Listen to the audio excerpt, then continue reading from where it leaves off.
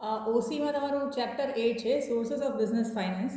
તો એમાંથી 5 માર્ક્સમાં તમારા આ પૂછી શકે ઇક્વિટી શેરના ને એના, પછી આ 5 માર્ક્સમાં પૂછી શકે રિટેન પ્રોફિટ. આ ડિબેન્ચર્સનું યુઝ્યુઅલી 3 માર્ક્સમાં, પબ્લિક ડિપોઝિટને બધું 3 માર્ક્સમાં પૂછી શકે.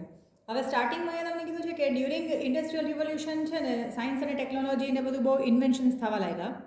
તો પ્રોડક્શનમાં મિકેનાઇઝેશન આવવા લાગ્યું ને, મોડર્નાઇઝેશન આવવા લાગ્યું કે મશીનરીઝથી હવે મેન્યુફેક્ચરિંગ પ્રોસેસ થવા લાગી અને બિઝનેસના સાઇઝ જે છે એ મોટા થવા લાગ્યા. તો નેચરલી વધારે ફંડ્સની જરૂર પડે.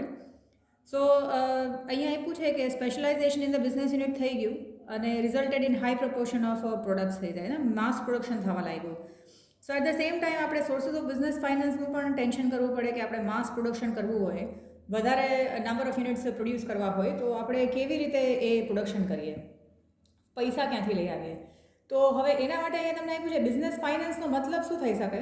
તો અકાઉન્ટ્સમાં આપણે જોઈએ તો કેપિટલ મતલબ ઓનર્સનું મની, અને કોમર્સમાં capital includes borrowed capital also. તો એ અહીંયા તમને આપ્યું છે કે કેશ છે કે એસેટ્સ છે કે જેટલું પણ આપણે અમાઉન્ટ ઇન્વેસ્ટ કરીએ એને આપણે કેપિટલ કહી શકાય. અને ઇકોનોમિક્સમાં કે કોમર્સમાં આપણે એને કેપિટલમાં આપણે બોરોડ કેપિટલ પણ કેન ઓલ્સો બી ઇન્ક્લુડેડ એવું છે. સો અહીંયા ફર્ધર ઉપર આપ્યું છે કે and the borrowed funds from different financial sources. ને અલગ અલગ રીતે તમે બોરોડ ફંડ લઈ શકો, લાઈક લોન લઈ શકો, ડિબેન્ચર્સ કે બોન્ડ ઇસ્યુ કરી શકો. તો અલગ અલગ ઓપ્શન્સ આપ્યા છે. હવે તમને ક્વેશ્ચન પૂછી શકે explain factors deciding need of capital. તમને કેટલા પૈસાની જરૂર છે એ તમે કેવી રીતે ડિસાઇડ કરો. તો નીડ ફોર બિઝનેસ ફાઇનાન્સમાં તમને કીધું છે કે તમે આટલી રીતે ડિસાઇડ કરી શકો કે તમને કેટલા પૈસાની રિક્વાયરમેન્ટ હશે. જેમ કે બિઝનેસ એસ્ટાબ્લિશમેન્ટ કરવા માટે અલગ અલગ ટાઈપના એક્સપેન્સીસ કરવા પડશે. જેમ કે પ્રાઇમરી રિસર્ચ કરવું પડે, પછી સર્ટિફિકેટને રજિસ્ટ્રેશન સર્ટિફિકેટને બધું લીગલ મેટર્સ જોવા પડે, તો આપણે લીગલ ચાર્જીસ પે કરવાના થાય. પછી એક્સપર્ટ્સને ફીસ પે કરવાના થાય કે જે લોકો આપણને પ્રોજેક્ટ રિપોર્ટ બનાવી દેતા હોય, ઓર આપણું લીગલ પેપર વર્ક જે છે એ બધું આપણને કમ્પ્લીટ કરી દેતા હોય. સો બિઝનેસ આપણે પૈસાની જરૂર શેના માટે પડે. તો પહેલાં તો બિઝનેસ ચાલુ કરવા માટે એનું જે પેપર વર્ક કરવાનું છે, જે પ્રોડક્ટ બનાવવાના છો એના માટે રિસર્ચ કે કંઈ પણ એક્સટેન્સિવ રિસર્ચ કે કંઈ કરવાનું હોય તો એના માટે આપણને પૈસાની જરૂર પડે. સેકન્ડ છે કે એક વખત ડિસાઇડ થઈ ગયું કે આપણે શું બનાવશું, કેવી રીતે બનાવશું અને શું પૈસાથી આપણે બનાવશું, તો પછી આપણે ફિક્સ્ડ એસેટ્સ પરચેસ કરવાના થાય. ફિક્સ્ડ એસેટ્સ પરચેસ કરવાના થાય એ બહુ ઇમ્પોર્ટન્ટ ડિસિઝન હોય, લાઈક એમાં આપણે ફ્રિકવન્ટલી ચેન્જીસ નહીં કરતા હોય. સો લોંગ ટર્મ ફાઇનાન્સની પણ આપણને જરૂર પડે લેન્ડ એન્ડ બિલ્ડિંગ મશીનરીઝ અને વેહિકલ્સ પરચેસ કરવા માટે.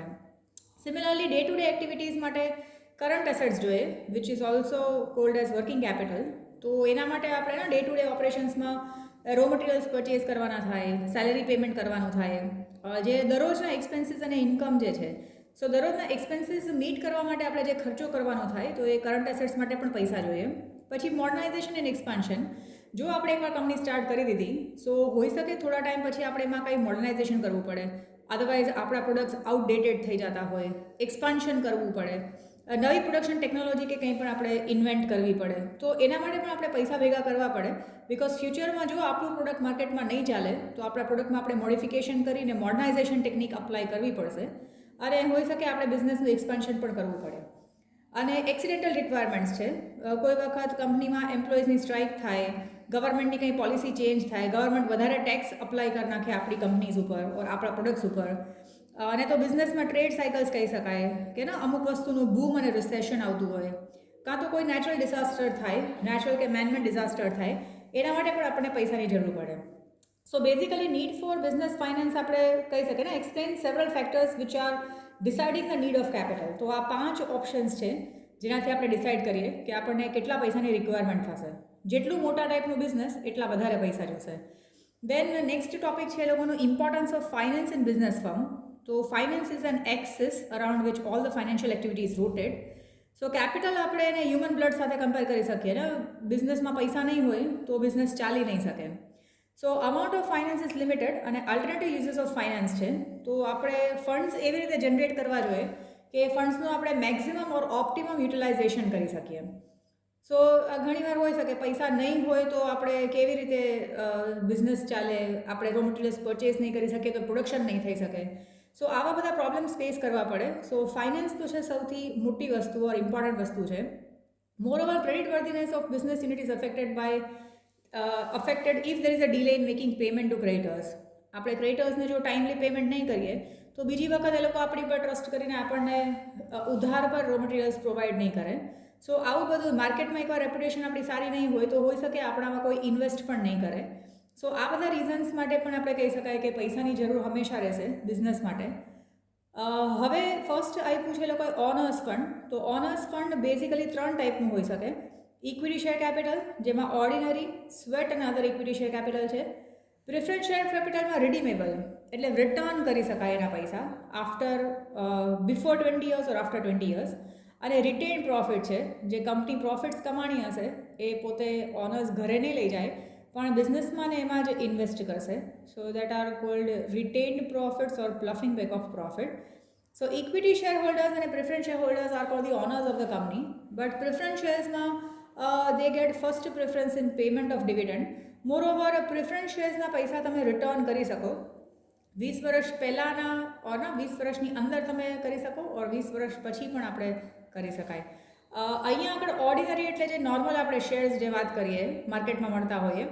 સ્વેટ ઇક્વિટી શેર્સ જે છે એ એમ્પ્લોઈઝ અને એવા લોકોને દેવામાં આવે જે લોકોની મહેનતથી કંપનીને ઘણા ફાયદા થયા હોય. અને બીજા અધર ઇક્વિટી શેર્સમાં રાઇટ શેર્સને એવું આવે છે. તો અહીંયા ફર્સ્ટમાં તમે જુઓ તો ઇક્વિટી શેર કેપિટલ આપ્યું છે. સો ઇક્વિટી શેર મતલબ amount taken from general public by issuing shares, એને આપણે શેર કેપિટલ કહી શકાય. પ્રિફરન્સ શેર્સ, ઇક્વિટી શેર્સ એ બધા પબ્લિક લિમિટેડ કંપનીઝ ઇશ્યુ કરી શકે. તો આ ઓનર્સ કેપિટલ છે. Equity and preference shareholders are called the owners of the company. એ લોકોને રાઇટ ટુ વોટ છે. ડિવિડન્ડનો રેટ ફિક્સ્ડ નથી. કંપનીને વધારે પ્રોફિટ થાય તો વધારે ડિવિડન્ડ આપે, ઓછો પ્રોફિટ થાય તો ઓછો ડિવિડન્ડ પણ આપી શકે. અને પ્રોફિટ રિલેટેડમાં આપણે કહી શકીએ કે પ્રોફિટ વધઘટ થયા લાગે, ગેરંટી ન હોય. તમે ઇક્વિટી શેર્સ લીધા હોય કોઈ કંપનીના તો એ કંપનીની માર્કેટ સિચ્યુએશન કેવી છે એના ઉપર એના પ્રોફિટ્સને એની ડિવિડન્ડની ઇન્કમ ડિપેન્ડ કરતી હોય. પછી એમાં જનરલ મિટિંગ થાય. આપણે શેર હોલ્ડર્સ હોય કોઈ કંપનીમાં તો હવે આપણને બાય ઈમેલ આપણને ઇન્ફોર્મ કરે કે કયા દિવસે મિટિંગ છે. તો બધા શેર હોલ્ડર્સની જનરલ મિટિંગ થતી હોય જેમાં એ લોકો વોટિંગ કરીને ડિસાઇડ કરી શકે કોઈ ઇમ્પોર્ટન્ટ મેટર ઉપર ડિસ્કશન કરવાનું હોય. તો રીપેમેન્ટ ઓફ કેપિટલના પૈસા પાછા આપવાનું કંઈ ચિંતા નથી, કારણ કે આ ઓનર્સના જ પૈસા છે. તો ડિબેન્ચર, બોન્ડ્સ કે એવી બધી વસ્તુ હોય કે આપણે લોન લીધી હોય તો આપણે ના લોન લિયા હૈ તો વાપસ દેના પડેગા એવું. પણ ઇક્વિટી શેર હોલ્ડર્સ અને પ્રિફરન્સ શેર હોલ્ડર્સના કેસમાં પૈસા પાછા દેવાનું કંઈ ટેન્શન નથી, એટલે એનું આપણે બર્ડન નહીં રહે જો આપણે ઇક્વિટી શેર્સ ઇસ્યુ કરીને કરતા હશું તો. જેમ કે તમે પેલું જોતા હશો હમણાં શાર્ક ટેન્ક ઇન્ડિયામાં, તો એમાં લોકો ઇક્વિટી જ ડિમાન્ડ કરતા હોય છે. સો એનું પેમેન્ટ પાછું આપવાના, પૈસા પાછા આપવાનું ટેન્શન નહીં હોય. પછી ડિસોલ્યુશન થાય, લાઈક કંપની બંધ થાય તો ઇક્વિટી શેર હોલ્ડર્સને જે બચેલું કૂચેલું હશે એ મળશે, અને કદાચ નહીં પણ મળે એવું પણ થઈ શકે, અને કદાચ તો બહુ બધું પણ મળશે એવું પણ થઈ શકે.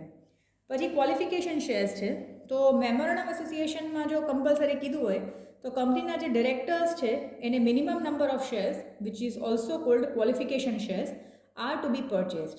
Directors have to purchase qualification shares if it is prescribed in MOA. Memorandum એસોસિએશનમાં જો કીધું હોય તો ડિરેક્ટર્સે આ ક્વોલિફિકેશન શેર્સ જે છે એ પરચેઝ કરવા જ પડે. પછી કેપિટલ બેનિફિટ્સ છે, જેમ કે તમે કંપનીના શેર્સ પરચેસ કર્યા હોય તો તમને રાઇટ શેર્સ, બોનસ શેર્સ કે બીજા બધા બેનિફિટ્સ જે છે શેર માર્કેટમાં પ્રાઇસ ઊંચા થાય તો તમે એને વેચીને વધારે પ્રોફિટ્સ કમાઈ શકો. સો જે શેર્સ જે છે, ઇક્વિટી શેર્સ જે છે એનું તમને કેરેક્ટરિસ્ટિક્સ આપ્યા છે કે ઇક્વિટી શેર હોલ્ડર્સને ઓનર્સ કહેવાય, એ લોકોને વોટિંગ રાઇટ હોય, એ લોકોને ડિવિડન્ડ મળે, પ્રોફિટ વધારે હોય તો વધારે ડિવિડન્ડ મળે, પ્રોફિટ ઓછો હોય તો ઓછું ડિવિડન્ડ મળે. જનરલ મિટિંગ થાય જેમાં એ લોકો વોટિંગ કરી શકે. પૈસા પાછા આપવાનું કંઈ ટેન્શન નથી. એટલે આપણે એ કંપનીમાં ઇન્વેસ્ટ કર્યું હશે તો આપણને પૈસા અનલેસ એન્ડ અન્ટિલ કંપની લિક્વિડેટ થાય તો જ આપણને પૈસા પાછા મળશે, નહીં તો આપણે નહીં મળે. અને એમાં ડિરેક્ટર્સ માટે ક્વોલિફિકેશન શેર્સ છે, એટલે ડિરેક્ટર્સે પોતે પણ જો એ કંપનીમાં ઇન્વેસ્ટમેન્ટ કર્યું હશે તો એ લોકો ધ્યાનથી કામ કરશે. કારણ કે આપણે કોઈ કંપનીના શેર્સ લીધા હશે તો આપણે તો દરરોજની એક્ટિવિટીઝ મોનિટર કરવા નહીં જઈએ, બટ આપણે આપણા બિહાફ પર ડિરેક્ટર્સને અપોઇન્ટ કર્યા હશે જે લોકો દરરોજની એક્ટિવિટીઝ સંભાળતા હશે, લાઈક મેનેજિંગ ડિરેક્ટર હશે કે હોલ ટાઈમ ડિરેક્ટર્સ હશે. તો એ લોકો દરરોજ ઓફિસમાં જતા હોય એમ કંપનીમાં જશે અને ત્યાંની બધી એક્ટિવિટીઝ મોનિટર કરી અને એનો રિપોર્ટ આપતા હશે. કેપિટલ બેનિફિટ્સ પણ આપણને હોઈ શકે, જેમ કે આપણે શેર્સ લીધા હશે તો આપણને રાઇટ શેર્સ અને બોનસ શેર્સ મળી શકે, અને કાં તો શેર માર્કેટમાં આપણે વધારે પ્રાઇસે વેચીને પ્રોફિટ કમાઈ શકીએ. અને રજિસ્ટ્રેશન ઓફ શેર્સ જે છે તો આ રેકોગ્નાઇઝડ સ્ટોક માર્કેટમાં રજિસ્ટ્રેશન કરાવેલું હોય તો આપણે શેર માર્કેટમાં ઇઝીલી એનું પરચેસ સેલ કરી શકીએ. પછી ટાઈપ ઓફ ઇક્વિટી શેર્સમાં ઓર્ડિનરી ઓર ઇક્વિટી શેર કહી શકાય કે જેમાં તમને ડિવિડન્ડ મળતું હોય પણ એનું ફિક્સ્ડ રેટ ના હોય. સો આ નોર્મલ શેર્સ છે. Shareholders are the true owners of the company and they get dividend in case company owns profit. તો અહીંયા આપ્યું છે કે moreover if the company becomes insolvent or goes in two liquidation then funds realised after selling the assets. જેમ કે આપણે ordinary કે equity shares લીધા હોય અને આપણે કંપની બંધ થાય તો બહારના જે પણ લાયબિલિટીઝ છે એ પે કરીને જેટલું બચશે એ ઇક્વિટી શેર હોલ્ડર્સને પૈસા આપી દેશે પાછા. The promoters issues this shares to raise the capital keeping in mind their short term, medium term and long term capital requirements. પ્રોમોટર્સ જે છે જે કંપની ચાલુ કરવાવાળા છે એ લોકો ફ્યુચરની બધી requirements short term, mid term, long term financial નીડ્સને ધ્યાનમાં રાખીને એ લોકો ઇસ્યુ કરતા હશે. પછી શેર કેપિટલને આપણે divide the share capital small પાર્ટમાં આપણે ડિવાઈડ કર્યું અને each such small part is called a share ને એવું ખાલી ડેફિનેશન આપ્યું છે. સ્વેટ ઇક્વિટી શેર્સ જે છે એ જે લોકો પોતાનો નો હાવ અમુક એમ્પ્લોઈઝ એવા હોય કે લેટ્સ સે કે એક એમ્પ્લોય એવો છે કે જે MBA પણ છે અને એન્જિનિયર પણ છે. તો કંપનીના ફાઇનાન્શિયલ ડિસિઝનમાં પણ એ પોતે સારી રીતે ઇન્ફોર્મેશન આપે છે અને કોઈ વાર મશીન્સ ખરાબ થઈ જાય તો એમાં પણ એ પોતે ત્યાં આગળ ફ્રીમાં સર્વિસ આપે છે. તો એવો કોઈ ઇન્ટેલેક્ચ્યુઅલ પર્સન છે કે જેનાથી કંપનીને બહુ બધો ફાયદો થાય છે તો કંપની એની મહેનતના બિહાફમાં એને પૈસાની બદલે શેર્સ આપશે which are called sweat equity shares. So sweat equity shares are such shares which are given to directors or employees because they are providing some technical know-how or since they are important for the company તો એને sweat equity shares આપવામાં આવતા હશે. અધર equity શેર્સમાં છે તો એમાં બે ટાઈપના હોય, વોટિંગ રાઇટ્સવાળા equity share with voting rights and equity share with different rights in relations to dividend and having voting rights. તો ખાલી એમાં આપ્યું છે પછી એમાં એક્સપ્લેનેશન નથી આપ્યું. So type of equity shares તમને પૂછે કે state the types of equity share. So basically there are 3 types: ordinary equity share, sweat equity shares and other type of shares. અહીંયા લખ્યું નથી પણ તમે એને લખી શકો રાઇટ શેર્સ, બોનસ શેર્સ, એ બધાને તમે other type of equity shares consider કરી શકો. પછી આપ્યું છે preference share capital. So preference shareholders એવા ફર્સ્ટ રાઇટ જેમ કે કંપનીને પ્રોફિટ થાય અને ડિવિડન્ડ ડિક્લેર કરવાનો વારો આવે. જો ડિવિડન્ડ હંમેશા શેર હોલ્ડર્સને જ આપવામાં આવશે. પ્રિફરન્સ શેર હોલ્ડર હશે so they get first preference in payment of dividend. So preference share હોલ્ડર્સને સૌથી પહેલાં ડિવિડન્ડ આપશે which may be or mostly a fixed rate of fixed rate of dividend હોય. તો એક વખત fixed rate of dividend preference share હોલ્ડર્સને આપી દીધું, બાકીના જેટલા પ્રોફિટ્સ બચશે એ ઇક્વિટી શેર હોલ્ડર્સને મળશે ઓર બાકીનો જેટલો પ્રોફિટ હશે ઇક્વિટી શેર્સ માટે હશે એવું કહી શકાય. સો પ્રિફરન્સ શેર હોલ્ડર્સને બીજું પણ એક VIP ટ્રીટમેન્ટ છે કે કંપનીને પ્રોફિટ થાય તો સૌથી પહેલાં આ લોકોને આપો અને કંપની જો લિક્વિડેટ થાય ઓર કંપની બંધ થાય તો પણ આઉટસાઇડ લાયબિલિટીઝ પે કર્યા પછી જેટલા પણ પૈસા બચે એમાંથી સૌથી પહેલાં પ્રિફરન્સ શેર હોલ્ડર્સને પેમેન્ટ કરો એન્ડ પછી બાકીનો અમાઉન્ટ જ ઇક્વિટી શેર હોલ્ડર્સને પેમેન્ટ થશે એવું કહી શકાય. કેરેક્ટરિસ્ટિક્સમાં ડિવિડન્ડ માટે they have first preference at a fixed rate in payment of dividend. એ લોકોને પણ રાઇટ ઓફ વોટ તો છે પણ એ લોકો વોટિંગ રાઇટ જે છે ટુ ધર ઇન્ટરેસ્ટ ઓનલી, બીજા કોઈ મામલામાં એ લોકો કંઈ વધારે ઇન્ટરફિયર નહીં કરી શકે. પ્રિફરન્સ જે છે એ લોકોને સ્ટેડી અને ફિક્સ્ડ ઇન્કમ હશે. જેમ કે તમે કોઈ કંપનીના પ્રિફરન્સ શેર્સ લીધા હશે તો એ ફિક્સ્ડ રેટ ઓફ ડિવિડન્ડ તમને મળતું હશે અને થોડુંક સિક્યુરિટી હશે કે ભાઈ કંપની બંધ થાય તો સૌથી પહેલાં તમને મળશે after paying outside parties. Market price જે છે એ મોસ્ટલી આનું માર્કેટ પ્રાઇસ પણ સ્ટડી હોય અને રેટ અહીંયા આપ્યું છે કે the price of this shares usually remain study only van there is a change in the rate of interest. Actually અહીંયા રેટ ઓફ ઇન્ટરેસ્ટ ન હોવું જોઈએ, રેટ ઓફ ડિવિડન્ડ કહી શકાય. દેન ધ માર્કેટ પ્રાઇસ ચેન્જ. જો ડિવિડન્ડના પર્સન્ટેજમાં કંઈ ફેરફાર થાય ઓર બીજા કોઈ ઇન્ટરેસ્ટ જ કહેતા હોય તો બીજી કોઈ ઇન્વેસ્ટમેન્ટ ઓપોર્ચ્યુનિટીઝમાં ઇન્ટરેસ્ટ રેટમાં ચેન્જ થાય તો આના શેર માર્કેટ પ્રાઇસમાં ચેન્જીસ થાય એવું કહી શકાય. રિસ્કનું proportion as compare to equity shareholders થોડુંક ઓછું છે કારણ કે આ લોકોને સૌથી પહેલાં પ્રેફરન્સ મળશે. કેપિટલ રિપેરમેન્ટમાં પણ if company goes in two liquidation they get first preference in repayment of their capital and after that only the equity shareholders are paid. So preference share હોલ્ડર્સના કેરેક્ટરિસ્ટિક્સમાં એ લોકોને ફિક્સ રેટ ઓફ ડિવિડન્ડ મળે, right to vote છે પણ એ લોકોનું જે ઇન્ટરેસ્ટની વાત હોય એ લોકોના કામની વાત હોય એમાં જ એ લોકો રાઇટ ટુ વોટ છે. બાકીના કંપનીના મેટર્સમાં એ લોકોને રાઇટ ટુ વોટ નથી like equity shareholders. Equity share હોલ્ડર્સને બધી જ વાતોમાં ઓર બધી જ વસ્તુઓમાં રાઇટ ટુ વોટ છે, whereas preference shareholders get right in such activities only which are related to them. પ્રેફરન્સમાં એ લોકોને ફર્સ્ટ પ્રેફરન્સ મળે in payment of dividend and also in case of liquidation they get first preference in case of repayment of capital. Market price જે છે એ usually steady હોય અને proportion of risk comparatively low હોય, that is compared to equity share holders.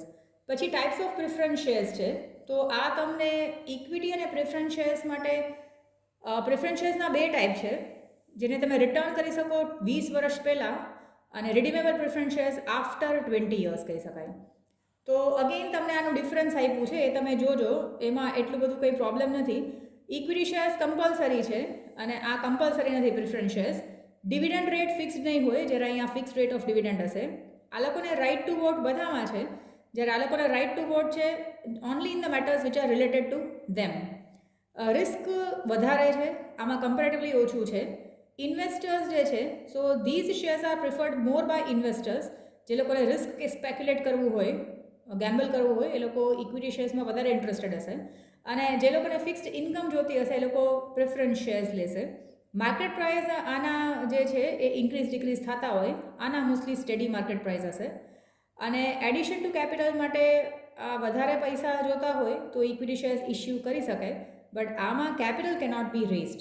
એક વખત preference શેર્સનો number નાખી દીધા પછી એ લોકોને પાછું કરવું હોય તો એ પાછું એ લોકોને પ્રોસેસ સ્ટાર્ટ કરવી પડે. જ્યારે અહીંયા એક વખત ઇક્વિટી શેર્સ ઇસ્યુ કર્યા હશે તો એડિશનલ શેર્સ એ લોકો ઇસ્યુ ફર્ધર કરી શકશે. પછી થર્ડ છે તમને રિટેન્ડ પ્રોફિટ આપ્યું છે, તો retained or ploughing back of profit કહી શકાય.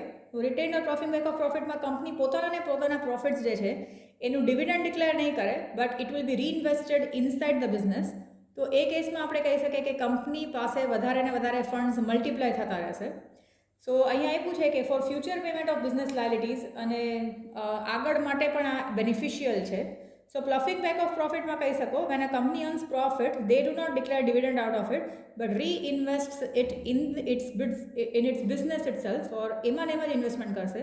સો that is called retain profit or ploughing back of profit. Advantages છે કે ફ્યુચરમાં ક્યારેય પણ રિસેશન કે મંદી આવે તો એ લોકો રિટેન પ્રોફિટથી કામ ચલાવી શકે. ઇમ્પ્લિમેન્ટેશન ઓફ ફ્યુચર પ્લાન્સ માટે બિઝનેસ એક્સપાન્શન કરવું હોય કે ડેવલપમેન્ટ કરવું હોય કે કોઈ મોડર્નાઇઝેશન કે રિસર્ચ એન્ડ ડેવલપમેન્ટ કરવું હોય તો પૈસા બહારથી માગવા કરતાં આ બચાવેલા પૈસા જે છે દેટ કેન બી યુઝડ. પછી નવા એસેટ્સ, ફિક્સ્ડ એસેટ્સ પરચેઝ કરવા માટે, નવા ફિક્સ્ડ એસેટ્સ માટે બહુ બધા પૈસા જોશે. So instead of issuing shares or debentures, company આ રિટેન્ડ પ્રોફિટ ઓર ભેગા કરેલા પૈસા વાપરી શકશે. ડિવિડન્ડ પોલિસી થોડી ફિક્સ્ડ રાખી શકે, લાઈક જે વર્ષે થોડો ઓછો પ્રોફિટ થાય તો કંપની પાસે જો આ બચાવેલા પૈસા હશે તો એક ફિક્સ્ડ રેટ ઓફ થોડી સ્ટેડી ઓર સ્ટેબલ ડિવિડન્ડ પોલિસી રાખશે, જેથી કરીને ઇન્વેસ્ટર્સને એમ ન થાય કે ભાઈ કોઈક વખત તો કંઈ આપતી જ નથી કંપની. જ્યારે કંપનીને ઓછો પ્રોફિટ થતો હશે ત્યારે આ ભેગા કરેલા પૈસામાંથી થોડુંક વધારે ડિવિડન્ડ પણ આપી શકે. બર્ડન ફ્રી એસેટ્સ છે, પોતાના જ પૈસા છે એટલે કોઈને જવાબ નહીં દેવો પડે. બોરોડ કેપિટલને આપણે રીપે કરી શકીએ, જેમ કે આપણે એક વખત જરૂર હતી ત્યારે આપણે લોન લીધી હતી તો આ પ્રોફિટથી બચાવેલા પૈસા હશે એ આપણે વાપરી શકીએ લોન રીપેમેન્ટ માટે. અને કોસ્ટ ઓફ કેપિટલ ડિક્રીઝ થઈ જાય, જેમ કે આપણે આપણું જ પોતાનું બિઝનેસમાં પૈસા લગાવ્યા હશે તો આપણે ક્યાંયથી પૈસા લેવાની જરૂર નહીં પડે ને બીજું પેપર વર્ક પણ ઓછું હશે, તો આપણું cost of capital cost of funding જે છે એ ગ્રેજ્યુઅલી ઓછું થઈ જશે. પછી આપ્યું છે કે ઓનર્સ ફંડ છે, પ્લફિંગ બેક ઓફ પ્રોફિટ પણ ઓનરનું જ પોતાનું ફંડ છે તો એમાં ઇન્ટરેસ્ટ દેવાનું નહીં થાય. લિમિટેશન્સ કહી શકીએ કે એન્કરેજમેન્ટ ટુ મોનોપોલી છે, જેમ કે આપણે મોનોપોલી સિચ્યુએશન થવા લાગે ને, બધા લોકો વધારે ને વધારે પૈસા હશે તો એ ઇન્વેસ્ટમેન્ટ કરવાને બદલે પોતે બચાવીને રાખશે અને હોઈ શકે કે ઇક્વિટી શેર હોલ્ડર્સ કે પ્રેફરન્સ શેર હોલ્ડર્સને ડિવિડન્ડ જ નહીં આપે. પછી સ્પેક્યુલેશન કહી શકાય ને, આપણે ફ્યુચરમાં આપણને એવું લાગે કે ભાઈ અહીંયા આપ્યું છે કે many times managers of business by paying less dividend carry excess profits to reserve fund. As a result market price જે છે ને ડિક્રીઝ થઈ જાય. જો આ થોડું ગેમ રમે ને, કંપનીના જે ડિરેક્ટર્સ છે એ લીગલી તો નહીં પણ ઇલીગલી થોડું ગેમ પણ રમી શકે.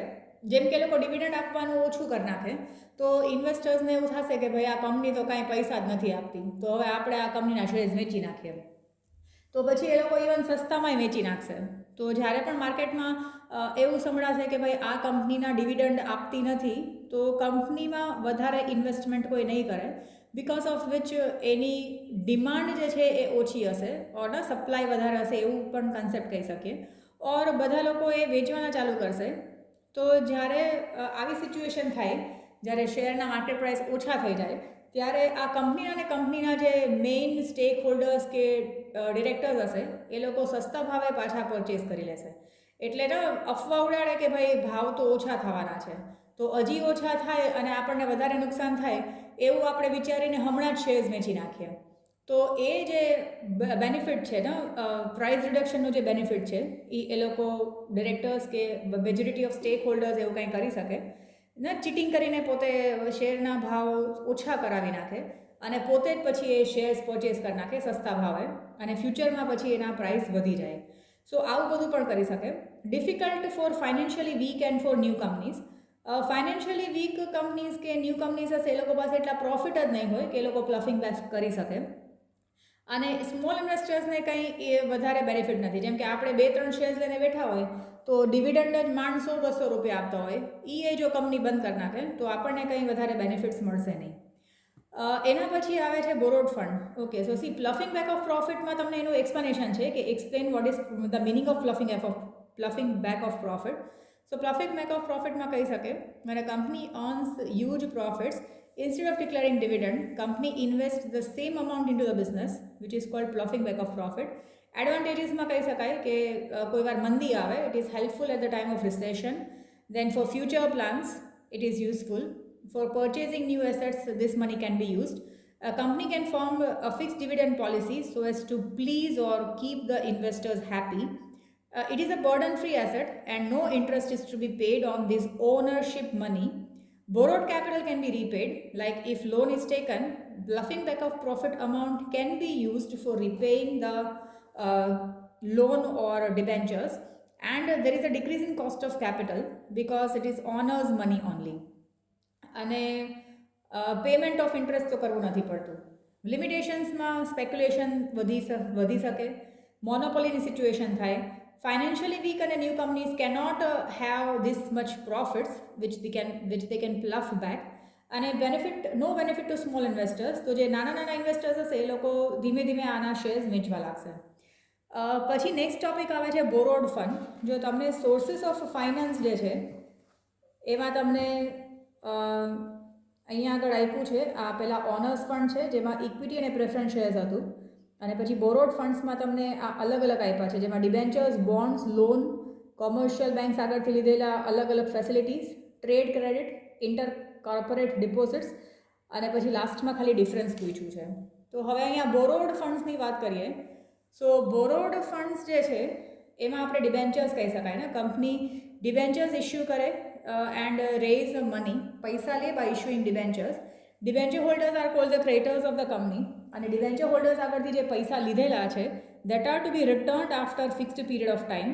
અને ડિબેન્ચર્સ ઇસ્યુ કરીએ ત્યારે ડિબેન્ચર હોલ્ડર્સ માટે લોકો ટ્રસ્ટ ડીડ ફોર્મ કરે.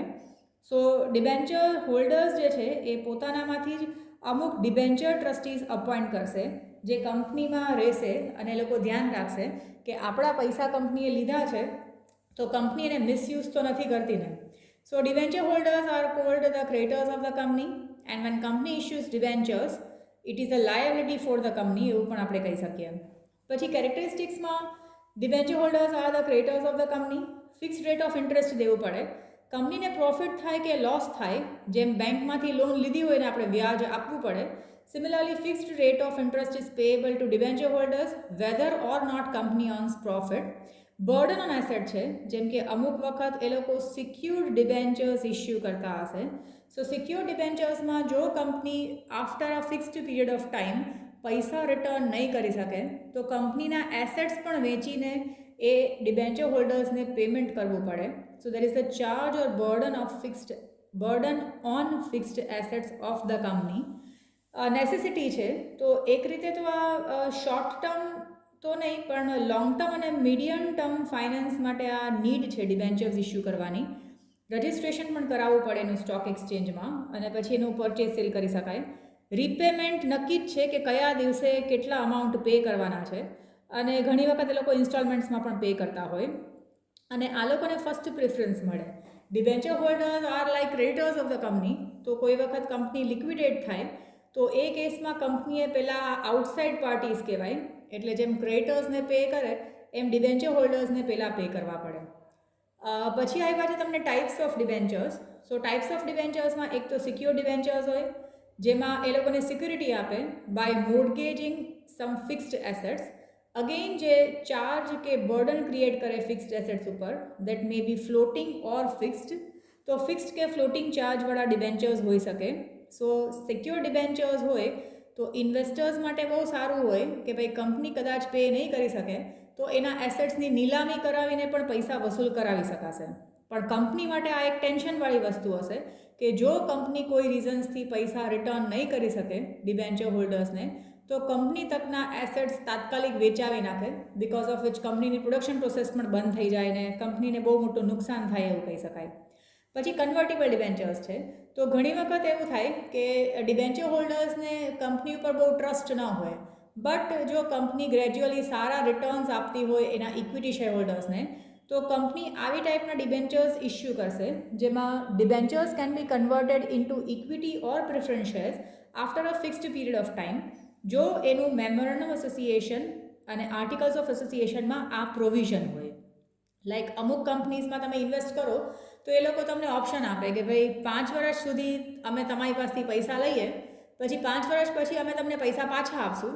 જો તમારે પૈસા ન જોતા હોય તો તમે તમારા પૈસાને બદલેમાં અમારા કંપનીના ઇક્વિટી શેર્સ લઈ શકો. સો લાઈક પહેલાં તમે ક્રેડિટર્સ હતા, હવે તમે ઇક્વિટી શેર્સ લેશો તો તમે અમારા કંપનીના ઓનર્સ થઈ શકો. સો આવી ટાઈપના કન્વર્ટેબલ ડિબેન્ચર્સ પણ ઇસ્યુ કરી શકાય. નોન કન્વર્ટેબલ ડિબેન્ચર્સમાં એવી પ્રોવિઝન નથી. After the expiry of fixed term, the money taken by issuing debentures is simply returned back. પછી બોન્ડ્સ કહી શકાય. તો ડિબેન્ચર અને બોન્ડ્સ બેનો કન્સેપ્ટ બેઝિકલી સેમ જ છે. બોન્ડ પણ એક ઇમ્પોર્ટન્ટ સોર્સ ઓફ ફાઇનાન્સ છે, long term source of finance છે, અને બોન્ડના હોલ્ડર્સ પણ આપણા માટે ક્રેડિટર્સ જ કહેવાય. પણ usually basic price of bond જે છે એ ડિબેન્ચર્સ કરતાં વધારે હશે, અને એટલા માટે થોડો ડિફરન્સ છે એવું કહી શકાય. તો the basic price of bond is usually more than debentures. Mostly these are issued by government, municipal corporations અને કંપનીઝ બોન્ડ્સ, અને એટલા માટે જેમ કે આ સરદાર સરોવર બોન્ડને એવું કહી શકાય. સો મોસ્ટલી એનું જે પ્રાઇસ જે છે એ વધારે હશે ડિબેન્ચર્સ કરતાં. બોન્ડ્સમાં પણ અમુક લિમિટેડ ટાઈમ પીરિયડ પછી the money is returned back. જેમ કે કોઈ પ્રોજેક્ટ માટે પૈસા લીધા હશે તો પછી એ પ્રોજેક્ટ પૂરો થવા આવે ત્યારે પૈસા રિટર્ન કરવાના આવે. થર્ડ છે પબ્લિક ડિપોઝિટ્સ. તો કંપની પોતે ડિપોઝિટ, જેમ કે આપણે બેંકમાં ફિક્સ ડિપોઝિટ કરાવીએ એમ આપણે કંપની પાસે પણ public deposit or fix deposit કરાવી શકીએ. તો usually company accept deposit from general public to satisfied એના short term working capital needs માટે આ પબ્લિક ડિપોઝિટ્સ ઇસ્યુ કરતી હોય કંપની જે છે એ પણ બોરોડ કેપિટલ છે, અને એ પણ આપણે પાછા તો દેવાના જ છે. Public deposit holders, bond holders કે debenture holders, all are called the creditors of the company. So after a fixed period of time, such money taken is to be returned back. તો એ ઘણી વખત એનું રિટર્ન કરવાનું અહીં આપ્યું છે કે પબ્લિક ડિપોઝિટ્સમાં ક્વાર્ટરલી, હાફ યરલી કે એવી રીતે પણ એ લોકો ઇન્સ્ટોલમેન્ટમાં પણ પૈસા પાછા આપી શકે. સો અહીંયા આપ્યું છે કે according to provisions of companies act 13, excluding banking and non-banking finance companies cannot accept public deposit from public. એટલે અત્યારના હવે આ બેન્કિંગ અને નોન બેન્કિંગ ફાઇનાન્સ કંપનીઝ હશે એ લોકો જ પબ્લિક ડિપોઝિટ એક્સેપ્ટ કરી શકે, બીજા કોઈ એ એક્સેપ્ટ નહીં કરી શકે. હવેના એડવાન્ટેજીસ આપ્યા છે કે આ બધાના એડવાન્ટેજીસ શું કહી શકાય. તો વેલ એસ્ટાબ્લિશ્ડ પ્રોફિટ મેકિંગ કંપનીઝ હશે એ ઇઝીલી પૈસા ભેગા કરી શકે. એક્સપેન્સિવ નથી આ એટલું, એની પ્રોસેસ જે છે એટલી એક્સપેન્સિવ નથી. પબ્લિક ડિપોઝિટ્સમાં ને એમાં એસેટ્સ ઉપર ચાર્જ નથી કરાવવું પડતું ને, ગીરવે નથી મુકાવવા પડતા કંપનીના એસેટ્સ. જેમ આપણે સિક્યોર ડિબેન્ચર્સમાં કંપનીના મશીનરીઝ કે કંઈ ગીરવે મુકાવ્યા હોય, પણ આમાં એવું કંઈ કરવું નથી પડતું, કારણ કે આ પબ્લિક ડિપોઝિટ્સ લીધા હશે એ તમને અહીંયા કીધું જ છે કે શોર્ટ ટર્મ વર્કિંગ કેપિટલ માટે એ લોકોએ ઇસ્યુ કરેલા હશે. એટલે public deposits easily company issues કરી શકે છે. ઇન્ટરેસ્ટ જ ખાલી એક એક્સપેન્સ હશે, અને એ પ્રોફિટમાંથી ડિડક્ટ કરવા પણ મળે, એટલે ટેક્સ પણ ઓછો પે કરવો પડે, કારણ કે એનું જે ઇન્ટરેસ્ટ છે એ પ્રોફિટ એન્ડ લોસ અકાઉન્ટમાં ડેબિટ સાઇડમાં લખો તો જેટલું ડેબિટ સાઇડમાં વધારે લખશો એટલો પ્રોફિટ ઓછો આવશે અને ઓછો ટેક્સ પે કરવાનો આવશે. વર્કિંગ કેપિટલના ડે ટુ ડે એક્ટિવિટીઝ માટે આ સૌથી વધારે સારું ઓપ્શન છે. અને લિમિટેશન્સમાં કહી શકાય કે અનસર્ટેનિટી છે. જેમ કે ઘણી વખત આપણને ઇન્વેસ્ટર્સના વ્યૂ પોઈન્ટથી જોઈએ તો ઘણી વખત આપણને પૈસા કોઈ આપે પણ ખરા અને ન પણ આપે. ઇન્વેસ્ટર્સને ઇનસિક્યુરિટી હશે કે ભાઈ એક તો આ અનસિક્યોર્ડ છે, કોઈ એસેટ્સ કે કંઈ મોર્ગેજ નથી કરાવ્યા, તો જો કંપની લિક્વિડેટ થાય તો એ કેસમાં પહેલાં તો બીજા બધાને પેમેન્ટ કરશે, પછી અમારો વારો આવશે. અને તમને એમસીક્યુમાં એમાં પૂછે છે અને નાનકડા ક્વેશ્ચનમાં પણ પૂછે છે કે પબ્લિક ડિપોઝિટને ફેર વેધર ફંડ્સ જેવું કહે છે. જેમ કે આપણે બેંકમાં ફિક્સ ડિપોઝિટ કરાવી હોય અને એવી કંઈ અફવા ઉડે કે ભાઈ આ બેંક તો કંગાલ થઈ ગઈ છે અને બંધ થવાની છે, તો આપણે તાત્કાલિક આપણી ફિક્સ ડિપોઝિટ ત્યાંથી છોડાઈ આવશું ને, આપણે એને કેશ કરાવી આવશું અને આપણે ત્યાંથી પૈસા ઉપાડી લઈશું. સો જો કંપનીને માટે આવું કંઈ રૂમર ઉડે તો હોઈ શકે જે પબ્લિક ડિપોઝિટ જે લોકોએ આપણને આપ્યા છે પૈસા, એ લોકો તાત્કાલિક આપણી પાસે પૈસા માગવા આવી જાય. So public deposit holders are called fair weather funds. જો આપણા કંપનીની કંઈક પણ અફવા ઉડી કાં તો કંઈક ડિટરેટ થઈ કંપનીની પોઝિશન, તો આ લોકો તરત જ પૈસા લેવા આવી જશે અને આપણે કમ્પલસરી એ લોકોને આપવા પણ પડશે. So therefore, public deposit holders or public deposit are also called fair weather friends, because if there is any deterioration in the reputation of a company, then investors in public deposit may ask us to repay the amount immediately. પછી difficult for new અને week companies છે. તો new અને week companies જે છે એ લોકો trust gain નહીં કરી શકે ઇન્વેસ્ટર્સનો, કારણ કે જેમ કે આપણે ઇન્વેસ્ટર્સ છીએ અને કોઈક આપણી પાસેથી પબ્લિક ડિપોઝિટ માગે તો આપણને વધારે ઇન્ટરેસ્ટ નહીં હોય, બિકોઝ આપણે કંપનીને વધારે સરખી રીતે કામ કરતા જોઈ નથી અને એ એસેટ્સ કે કંઈ મોર્ગેજ કરાવતી નથી, તો નીલામી થાય તો આપણને પૈસા મળે કે ના મળે એ આપણે ગેરંટી નહીં હોય. સો આ 4 લિમિટેશન્સ છે એના. અને નેક્સ્ટ છે લોન ફ્રોમ ફાઇનાન્શિયલ ઇન્સ્ટિટ્યુશન્સ. તો કેટલા બધા ફાઇનાન્શિયલ ઇન્સ્ટિટ્યુશન્સ છે જેની પાસેથી આપણે અલગ અલગ વસ્તુઓ માટે અલગ અલગ કેટેગરી ઓફ રિક્વાયરમેન્ટ માટે આપણે લોન લઈ શકીએ. સો અહીંયા આપ્યું છે, ક્વેશ્ચન પૂછે છે કે why there is a need for special financial institution arise. ને આવી ટાઈપના જેમ કે આઈસીઆઈસીઆઈ છે, આઈએફસીઆઈ છે, તો આના એબ્રિવેશન્સના ફૂલ ફોર્મ તમને પૂછી શકે. તો ઇન્ડસ્ટ્રીયલ ડેવલપમેન્ટ અને કોમર્સનું વધારે ડેવલપમેન્ટ થયું એટલે આવી ટાઈપના ફાઇનાન્શિયલ ઇન્સ્ટિટ્યુશન્સ પણ ડેવલપ થયા જે અલગ અલગ રીતના ફાઇનાન્સ પ્રોવાઈડ કરવા લાગે. સો 5 યર પ્લાન્સ જ્યારે આપણા કંપનીમાં આવ્યા ત્યારથી આ ઇન્ડસ્ટ્રીયલ ડેવલપમેન્ટ માટે આ બધા ઇન્સ્ટિટ્યુશન્સનું એસ્ટાબ્લિશમેન્ટ થયું. તો પબ્લિક સેક્ટર, પ્રાઇવેટ સેક્ટર અને નવી નવી કંપનીઝ માટે આ ગવર્મેન્ટે ઓપોર્ચ્યુનિટીઝ ભેગા કર્યા, પેદા કર્યા એવું કહી શકાય, કે બિકોઝ ઓફ વિચ કોઈ કંપની સ્ટાર્ટ થાય તો આ અલગ અલગ ફાઇનાન્શિયલ ઇન્સ્ટિટ્યુશન્સ આગળથી એ લોકો લોન લઈ શકે અને કન્ડિશન્સ એ લોકોના અમુક અપ્લાય થતા હોય. સો અગેન એના ફંક્શન્સ પૂછ્યા છે. તો આ જેટલા પણ ફાઇનાન્શિયલ ઇન્સ્ટિટ્યુશન્સ છે એ લોકો આપણને શેર્સ પરચેઝ કરવા માટે ને provide finance for buying shares. તો કંપની સ્ટાર્ટ થાય તો કંપનીના એક્સપાન્શન માટે ઘણી વખત અંડરરાઇટરનું કામ કરે. અંડરરાઇટર્સ મતલબ એવા લોકો કે જો કંપનીના શેર્સ જનરલ પબ્લિક નહીં લે તો અંડરરાઇટર્સ જે છે એ લોકો અંડરરાઇટર્સ જે છે એ કંપનીના શેર્સ પરચેઝ કરી અને કંપનીને અમુક જે મિનિમમ સબસ્ક્રિપ્શનની રિક્વાયરમેન્ટ હોય એ ફૂલફિલ કરતા હશે. ઓર આપણે ના if the newly started company is not able to get finance from general public, these type of financial institutions provide finance by buying their shares એવું કહી શકાય. પછી લોન પણ આપતા હોય એ લોકો ફાઇનાન્શિયલ ઇન્સ્ટિટ્યુશન્સ. તો એનું જે લોન જે છે આપવાનું જે મેથડ છે તો એ લોકો કોઈ સ્પેશિયલ પર્પોઝ માટે ના પ્રોડક્શન એક્ટિવિટી માટે કે કોઈ સ્પેશિયલ સિચ્યુએશન માટે એ લોકો અમુક લોન આપતા હોય, તો એ પણ ક્લેરિટી સાથે એ લોકો આપતા હશે. તો અહીંયા આપ્યું છે કે over and about the assets of company they tech mortgage of personal properties also. તો કોઈ વખત આવી ટાઈપની લોન જોતી હોય કે જેમાં ઇવન પર્સનલ પ્રોપર્ટીઝ પણ મોર્ગેજ કરાવી હોય તો એ આ ફાઇનાન્શિયલ ઇન્સ્ટિટ્યુશન્સ પાસેથી મળી શકે. Then help through direct payment for technological services. Technological advancement માટે જેમાં હ્યુજ કેપિટલ ઇન્વેસ્ટમેન્ટ જોતું હોય તો આવી ટાઈપના જે ઇન્સ્ટિટ્યુશન્સ છે એ ઇઝીલી પૈસા આપે છે, ટેકનિકલ સર્વિસીસ પણ આપે છે, કારણ કે એ લોકો પાસે એક્સપર્ટ્સ હશે કે જે વધારે ફેસિલિટીઝ પ્રોવાઈડ કરી શકે. લાઈક આપણે નવી કંપની સ્ટાર્ટ કરી હોય અને આપણે કંઈ ટેકનોલોજીકલ હેલ્પ જોતી હોય તો એમાં પણ એ લોકો આપણને વધારે બેનિફિટ આપશે એવું કહી શકાય. દેન ગેરંટી પ્રોવાઈડ કરે. જેમ કે કંપની કોઈ નવી સ્ટાર્ટ થતી હોય તો આ ફાઇનાન્શિયલ ઇન્સ્ટિટ્યુશન્સ છે એ એના માટે ગેરંટર પણ બનશે ને. કોઈ ક્યાંકથી લોન લેવાની હશે બીજી જગ્યાએથી ઓર ક્યાંક બીજાને આપણા ઉપર ટ્રસ્ટ નહીં હોય તો તો આ ફાઇનાન્શિયલ ઇન્સ્ટિટ્યુશન્સ આપણા ગેરંટર તરીકે પણ એક્ટ કરશે અને આપણને પૈસા પ્રોવાઈડ કરશે. અધર સર્વિસીસમાં આ લોકો નવી કંપનીઝ સ્ટાર્ટ કરવા માટે હેલ્પ કરે છે, માર્કેટ રિસર્ચ કરી આપે છે, અને બીજા કોઈ ઇન્ફોર્મેશન જોતા હોય રિલેટેડ ટુ ફોરેન માર્કેટ તો એ પણ આપણને આપે છે. સો આ બધા ફાઇનાન્શિયલ ઇન્સ્ટિટ્યુશન્સ છે અહીંયા જે નામ આપ્યા છે એ બધાનું એસ્ટાબ્લિશમેન્ટ જ એટલા માટે થયું કે ઇન્ડસ્ટ્રીયલ ડેવલપમેન્ટ ઓર જે નવી નવી ઇન્ડસ્ટ્રીઝ સ્ટાર્ટ થતી હોય તો એ લોકોને વધારે સપોર્ટ આપી શકાય બધી રીતે, લાઈક ફાઇનાન્શિયલી, ટેકનોલોજીકલી, એ લોકોને long term short term finance જોતા હોય તો, અને એ લોકોના માટે ગેરંટર તરીકે એક્ટ કરવા માટે પણ. સો આ બધા ફેસિલિટીઝ આપવા માટે આ બધા ફાઇનાન્શિયલ ઇન્સ્ટિટ્યુશન્સનું એસ્ટાબ્લિશમેન્ટ થયું. પછી લાસ્ટમાં તમને આવ્યા છે કોમર્શિયલ બેન્ક્સ છે. તો કોમર્શિયલ બેન્ક્સ છે જે લોકોનું મેઇન પર્પઝ છે ટ્રેડ અને બિઝનેસ એક્ટિવિટીઝને બૂસ્ટ કરવાનું. સો એ લોકો આપણને શોર્ટ ટર્મ વર્કિંગ કેપિટલ માટે પૈસા આપે છે, અને કોમર્શિયલ બેન્ક્સ જે છે એ લોકોનો જે પ્રોસેસ હશે એ પણ ફાસ્ટ હશે. એટલે આવી બધા જે કંપનીઝ હશે એ લોકોને જલ્દીથી પૈસા મળી શકે અને ફેસિલિટીઝ મેન્ટેન થઈ શકે.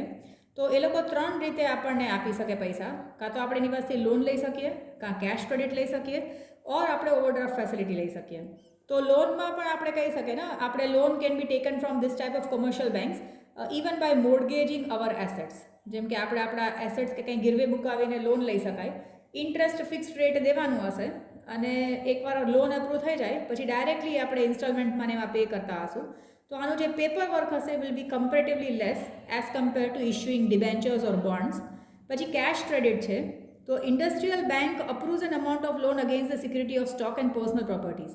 કેશ ક્રેડિટમાં આપણે આપણા કંઈક અમુક વસ્તુઓ ગીરવે મુકાવીએ તો એની સામે આપણને કેશ આપે. Approval amount is called cache credit. ને આપણે અમુક વસ્તુ ગીરવે મૂકવાને તાત્કાલિક પૈસા ઉપાડી શકીએ એવું કહી શકાય. Instead on interest on such cash credit facility will be charged on the basis of amount utilized and the time of utilization of fund. તો એના ઉપર ઇન્ટરેસ્ટ ચાર્જ કરશે એ કમ્પેરેટિવલી તમે જેટલા પૈસા નીકાળ્યા હશે એટલા ઉપર હશે. ઓછા નીકાળશો તો ઓછું ઇન્ટરેસ્ટ દેવાનું હશે, અને આનું પણ પેપર વર્ક જે છે એ કમ્પેરેટિવલી ઓછું હશે. ઓવરડ્રાફ્ટ ફેસિલિટી પણ કહી શકાય. આપણે બેંકની જે ઓવરડ્રાફ્ટ ફેસિલિટી લઈએ, આપણા અકાઉન્ટમાં જેટલા પૈસા હોય એના કરતાં વધારે આપણને વાપરવા દે, that facility is called overdraft facility. તો એ પણ આપણે લઈ શકાય. સો કોમર્શિયલ બેન્ક્સમાં તમને આ 835નો ફર્સ્ટ પોઈન્ટમાં લોન છે, સેકન્ડ છે કેશ ક્રેડિટ, થર્ડ છે આ ઓવરડ્રાફ્ટ ફેસિલિટી, અને પછી તમને આ ટ્રેડ ક્રેડિટ આપ્યું છે. એ નવું ટોપિક છે. 835માં 3 પાર્ટ છે, જે આ લોન, કેશ ક્રેડિટ અને ઓવરડ્રાફ્ટ કીધું. તો આપણને કહે કે explain commercial banks and state the functions of commercial banks or how commercial banks help us. તો they give us finance in 3 forms by giving loan, cash credit or overdraft facility. Next તમને આપ્યું છે trade credit છે. તો આ commercial banks જે છે એ આપણને ટ્રેડ ક્રેડિટ પણ આપે. So business units have needs of raw material. નાના મોટા જરૂરિયાત માટે આપણા રો મટીરિયલ્સ પરચેસ કરવા માટે આપણને ટ્રેડ ક્રેડિટ આપે ને, આપણને ક્રેડિટ ટાઈમ આપે ઓર પૈસા આપે, જેથી કરીને આપણે રો મટીરિયલ્સ પરચેસ કરી અને પ્રોડક્શન સ્ટાર્ટ કરી શકીએ.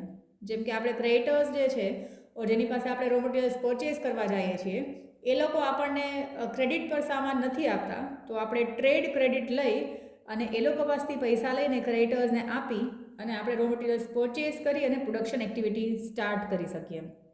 સો thus the creditors do not provide directly capital, but by giving goods or services on credit they satisfy the capital requirement. તો આવું પણ એક કહી શકાય ટ્રેડ ક્રેડિટ. તો એ આપણને અલગ અલગ ક્રેડિટર્સ પણ આવું ફેસિલિટીઝ આપતા હશે. પછી અહીંયા ઇન્ટરનલ કોર્પોરેટ ડિપોઝિટ્સ કહી શકાય. તો ઇન્ટર કોર્પોરેટ, અહીંયા ઇન્ટરનેટ નથી, ઇન્ટર કોર્પોરેટ ડિપોઝિટ્સ છે. જેમ કે સામસામા કંપની એકબીજામાં ઇન્વેસ્ટમેન્ટ કરે, so that is called inter corporate deposits. Like ના investment made by companies in each other is called inter corporate deposit. So કોઈ પણ કંપની જે છે બીજી કંપનીને આવી રીતે પૈસા આપી શકે. And this types of transaction occur between a major company અને માઇનર કંપની. જેમ કે હોલ્ડિંગ અને સબસિડરીઝ કંપનીઝ હોય તો એમાં આવા ટ્રાન્ઝેક્શન્સ થઈ શકે. અને મોસ્ટલી એ જે કંપનીઝ જે છે they are managed by one group છે. લેટ અસ સે કે ટાટા છે તો એની અંદર ઘણી બધી એની સબસિડરીઝ આવી જાય, ટેલ્કો આવી જાય, દેન ટાટા મોટર્સ આવી જાય, ટિસ્કો આવી જાય, દેન ટીએલસી આવી જાય. તો એક ગ્રુપની અંદર જે અલગ અલગ કંપનીઝ બનેલી છે they do give inter corporate deposits to each other. Rate of interest and time limit એ એગ્રીમેન્ટથી ડિસાઇડ કરે કે કેટલા રાખશે એ લોકો. As compared with other sources of borrowings આ કમ્પેરેટિવલી ઇઝી છે એવું આપણે કહી શકાય. અને લાસ્ટમાં તમને અહીંયા ખાલી ડિફરન્સ આપ્યું છે કે ઓનર્સ ફંડ અને બોરોડ ફંડમાં ડિફરન્સ શું છે. ઓનર્સ ફંડ હશે એ ઇઝીલી અવેલેબલ હશે અને આ બોરોડ ફંડમાં તમારે પૈસા લેવા ઓર માગવા પડશે. સોર્સિસમાં આપણે ઇક્વિટી, પ્લફિંગ બેક ઓફ પ્રોફિટ અને ફંડ્સ અને ફ્રી રિઝર્વ્સ હશે. જ્યારે આમાં આપણે ફાઇનાન્શિયલ ઇન્સ્ટિટ્યુશન્સ પાસેથી ડિબેન્ચર્સ કે બોન્ડ્સ ઇસ્યુ કરીને આપણે લોન લઈ શકશું. રિટર્નમાં આ પૈસા પાછા આપવાના નથી હોતા ઓનરશિપના, બટ ડિબેન્ચર હોલ્ડર્સ કે બોન્ડ્સ હશે કે પબ્લિક ડિપોઝિટ હશે એ આપણે ફિક્સ્ડ ટાઈમ પછી આપણે પાછા આપવાના થશે અને જ્યાં સુધી આપણે પાછા નહીં આપીએ ત્યાં સુધી આપણને પ્રોફિટ થાય કે ન થાય ફિક્સ્ડ રેટ ઓફ ઇન્ટરેસ્ટ એ લોકોને આપવું જ પડતું હશે.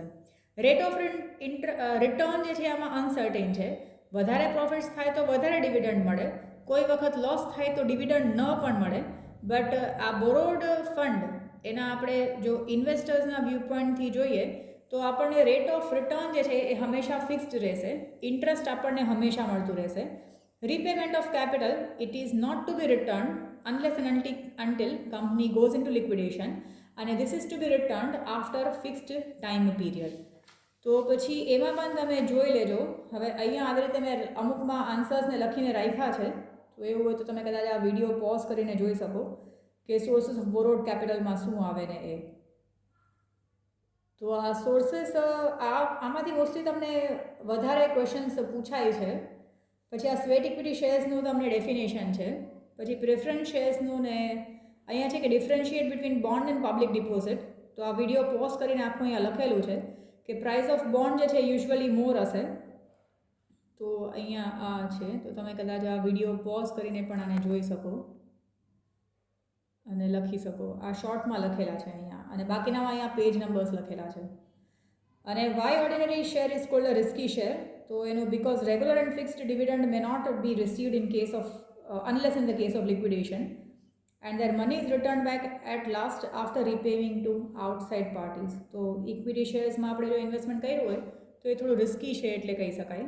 જેમ કે આપણે કહીએ કે કોઈ કંપનીના શેર્સ લીધા હશે તો શેર્સમાં આપણને બહુ બધા પ્રોફિટ્સ થાય અને આપણે કમાઈ પણ શકીએ અને કદાચ લોસ થાય તો આપણા પૈસા ડૂબી પણ જાય. સો આ ચેપ્ટર બરાબર જોજો, સોર્સિસ ઓફ ફાઇનાન્સ. બેઝિકલી તમને ચેપ્ટરમાં સ્ટાર્ટિંગમાં આપ્યું છે કે કેટલી વસ્તુ છે. સ્ટાર્ટિંગમાં તમને આપ્યું છે કે પૈસા શું કામ જરૂર થાય, તો એના ઓપ્શન આપ્યા છે. પછી ઓનર્સ ફંડમાં ઇક્વિટી, પ્રિફરન્સ અને રિટેન પ્રોફિટ છે. પછી એકના એડવાન્ટેજીસ છે અને કઈ કઈ રીતનું છે. અને તમને આ ફાઇનાન્શિયલ ઇન્સ્ટિટ્યુશન્સના જે નામ આપ્યા છે એના એબ્રિવેશન્સના ફૂલ ફોર્મ ઘણી વખત પૂછે છે.